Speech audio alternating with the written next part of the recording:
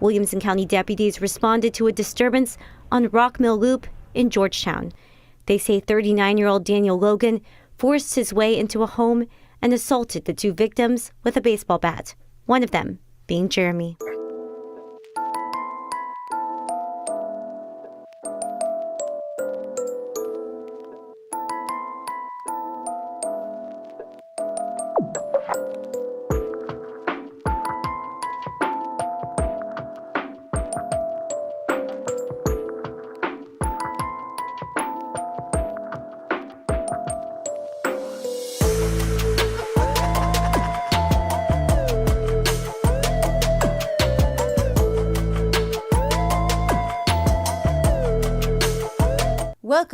Welcome back. I'm Cassie and this is A Wicked World. If you haven't subscribed to the channel yet, make sure you go ahead and do that now because I'm uploading new videos all the time. And if you could give this video a like or leave a comment for me, it would be greatly appreciated. It really helps the video out with YouTube's algorithm. So the story I have for you today is about a little boy who was killed in the most terrifying way by a random act of violence. Likely, nobody could have done anything to stop it. This is the story of Jeremy Tang Diaz.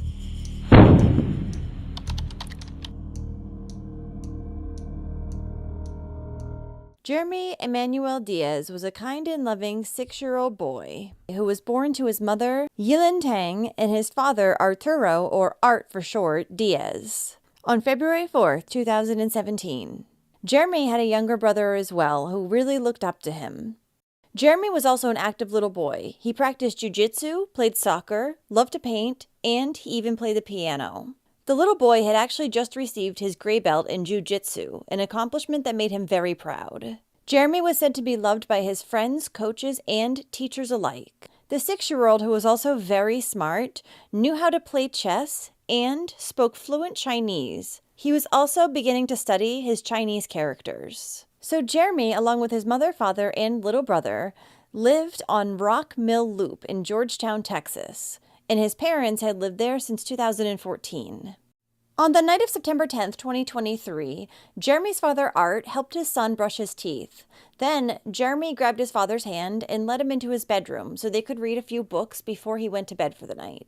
Following these bedtime stories, Art tucked Jeremy into bed. Then they said goodnight and I love you, and turned out the lights. Then, in the early morning hours the very next morning around 5 a.m., a man suddenly smashed through the back patio door of the Diaz home. It was 39-year-old Daniel Logan, who was actually the family's neighbor. Daniel had a baseball bat in his hand, and once he broke into the home, he began to walk upstairs to Jeremy's bedroom. Then, he began to attack the 6-year-old with the bat.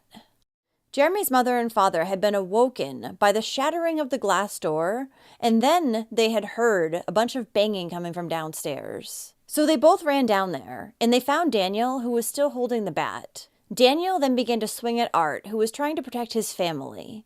Luckily, he missed each time, and Art was able to disarm him. Following this, Jeremy's father ran up to his son's room, and he found him lying in a pool of blood. The little boy had been hit in the head a number of times. Emergency services were then immediately called.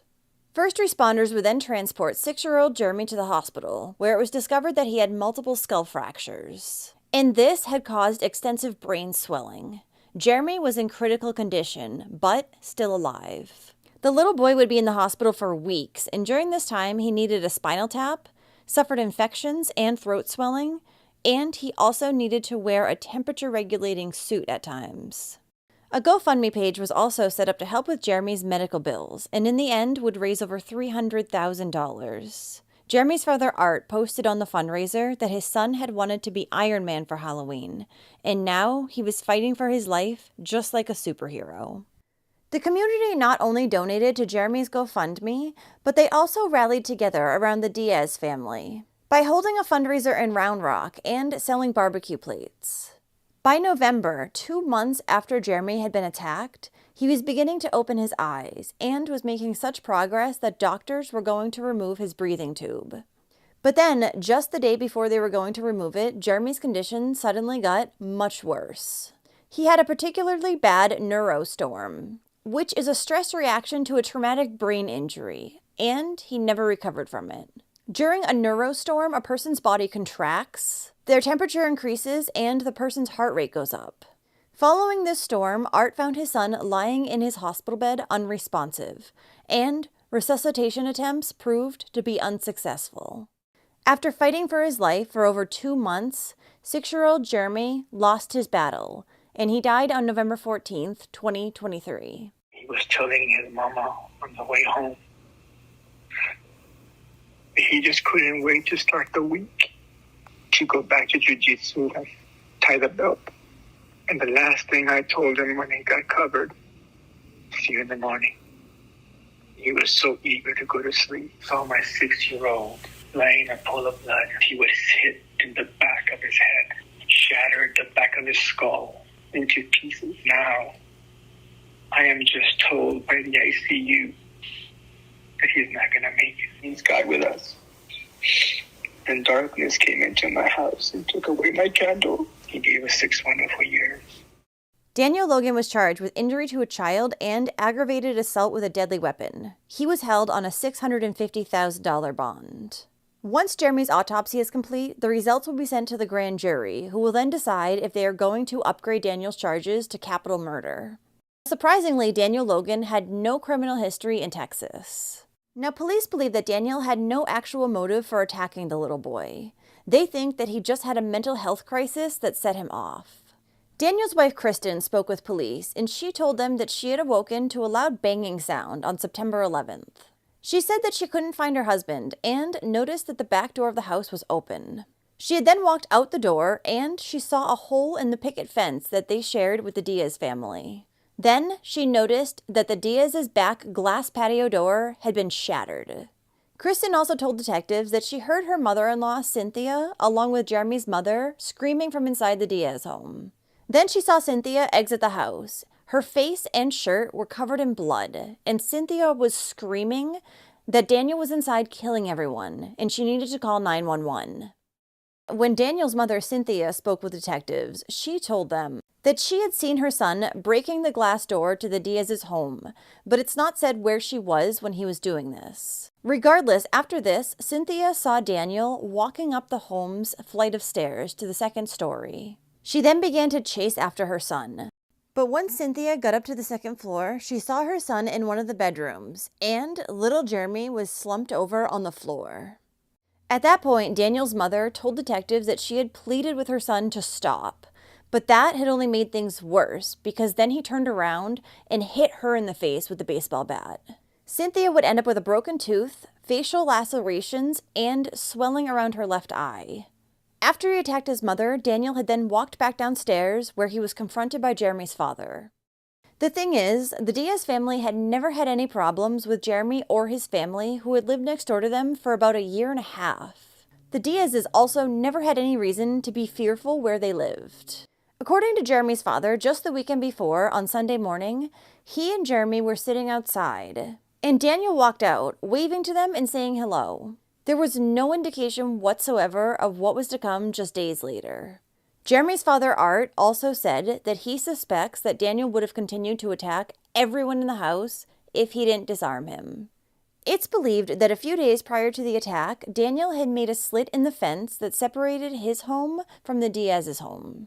This cut had destroyed a grapevine that was growing on the fence that Jeremy and his father, Art, had planted together. Daniel and his wife had also previously complimented this vine, saying how fast it was growing. So was this just a mental break, or was the attack pre-planned? Because he slit the fence a few days before he attacked Jeremy. Though I don't think he really needed to go through the fence anyways. He probably could have just gone around into their home. So what the reasoning for cutting open the fence was, I'm not sure. What do you think? A trial was scheduled for Daniel in October of 2023, but prior to, he was found incompetent.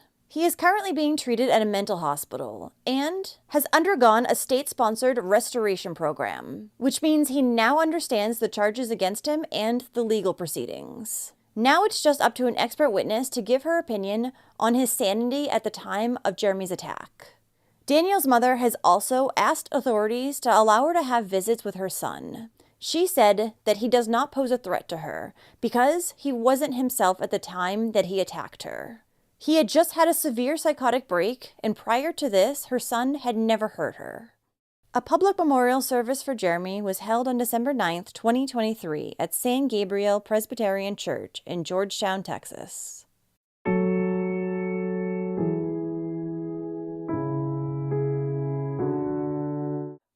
Well, thank you for listening to Jeremy's story today. With Daniel having no prior history of violence, I don't think that he was in his right mind when he attacked Jeremy. We don't know yet if he has any mental health history or prior drug use that might have contributed to what happened that night. But I'm still wondering why he slit the hole in the fence days prior to attacking the Diaz family. Was that just coincidence? Or was there some sort of pre-planning behind it?